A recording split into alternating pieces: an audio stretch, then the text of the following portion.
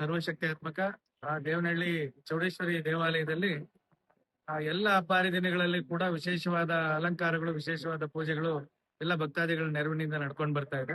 ಆದ್ರೆ ಈ ವರಮಹಾಲಕ್ಷ್ಮಿ ಹಬ್ಬ ಅಂತಕ್ಕಂಥದ್ದು ನಮ್ಮ ನೇಕಾರ ಕುಲಬಾಂಧವರಿಂದ ಒಂದು ತಲತಲಾಂತರಗಳಿಂದ ನಮ್ಮ ತಾತ ಹಾಗೆ ಎಲ್ಲರೂ ಕೂಡ 106 ವರ್ಷಗಳಿಂದ ಒಂದು ದೇವಿಗೆ ಅವರ ಒಂದು ದಿನದ ಸೇವೆಯನ್ನ ಸಮರ್ಪಣೆ ಮಾಡೋದ್ರ ಮೂಲಕ ಹಲಗು ಸೇವೆ ಅಂದ್ರೆ ಕತ್ತಿಯಲ್ಲಿ ಸೇವೆ ಮಾಡುವುದರ ಮೂಲಕ ಅಮ್ಮನವ್ರಿಗೆ ಸೇವೆಯನ್ನು ಮಾಡಿಕೊಂಡು ಹಿಂದಿನ ಕಾಲ ಬರ್ತಾ ಇದ್ದಾರೆ.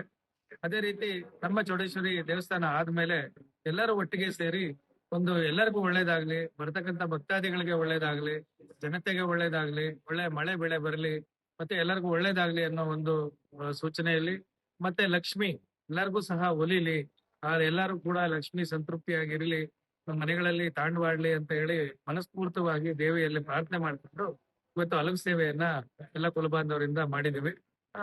ಅದು ಜೊತೆ ಒಳಗಡೆ ವಿಶೇಷವಾಗಿ ತಯಾರಿಸಿರ್ತಕ್ಕಂಥ ಒಂದು ರಸಾಯನ ಇದು. ಇವರು ಹಳಬರು ಏನಿದ್ದಾರೆ ಅವರು ಬಹಳ ವಿಶೇಷವಾಗಿ ತಯಾರಿಸಿರ್ತಕ್ಕಂಥ ಒಂದು ರಸಾಯನ. ಅದ್ರ ಬಗ್ಗೆ ಅವರು ಹೇಳ್ತಾರೆ ಏನ್ ರಸಾಯನ ಯಾವ ರೀತಿ ಅಂತ ಹೇಳಿ. ಅದು ಕೂಡ ತಲತಲಾಂತರದಿಂದ ನಡ್ಕೊಂಡು ಬಂದಿರ್ತಕ್ಕಂಥದ್ದು. ಮತ್ತೆ ವರ್ಷಕ್ಕೆ ಒಮ್ಮೆ ಬಾರಿ ಈ ರಸಾಯನ, ಈ ಟೇಸ್ಟ್ ಕೂಡ ಬರ್ತಕ್ಕಂಥದ್ದು ವರ್ಷಕ್ಕೆ ಒಮ್ಮೆ ಬಾರಿ. ಅದು ನಾವು ಅದೇ ರೀತಿ ನಾವು ಮಾಡಕ್ಕೆ ಪ್ರಯತ್ನ ಮಾಡಿದ್ರು ಕೂಡ ಆತರ ಒಂದು ರಸಾಯನ ಬರೋದಿಲ್ಲ. ಅದು ಬಹಳ ವಿಶೇಷವಾದ ಇವತ್ತು. ಮತ್ತೆ ಅಮ್ಮನವರಿಗೆ ಆನಂದವಾಗಿರ್ತಕ್ಕಂಥ ಲಕ್ಷ್ಮಿ ಅಲಂಕಾರವನ್ನ ನಮ್ಮ ಅರ್ಚಕರು ಮಾಡಿದ್ದಾರೆ. 106 ಸಹಸ್ರಾರು ಬೆಳಿಗ್ಗೆಯಿಂದನೂ ಕೂಡ 106 ಸಂಖ್ಯೆಯಲ್ಲಿ ಬಂದು ದೇವಿಯ ದರ್ಶನವನ್ನ ಪಡೆದಿದ್ದಾರೆ. ಮತ್ತೆ ಸಂಜೆವರೆಗೂ ರಾತ್ರಿ 10 ಗಂಟೆವರೆಗೂ ಕೂಡ ಜನ ಬರ್ತಾ ಇರ್ತಾರೆ. ಆ ದೇವಿ ಎಲ್ಲರಿಗೂ ಒಳ್ಳೇದ್ ಮಾಡ್ಲಿ, ಆ ಲಕ್ಷ್ಮಿ ಎಲ್ಲರಿಗೂ ಒಲಿಲಿ ಅಂತ ಹೇಳಿ ದೇವಿಯಲ್ಲಿ ಪ್ರಾರ್ಥನೆ.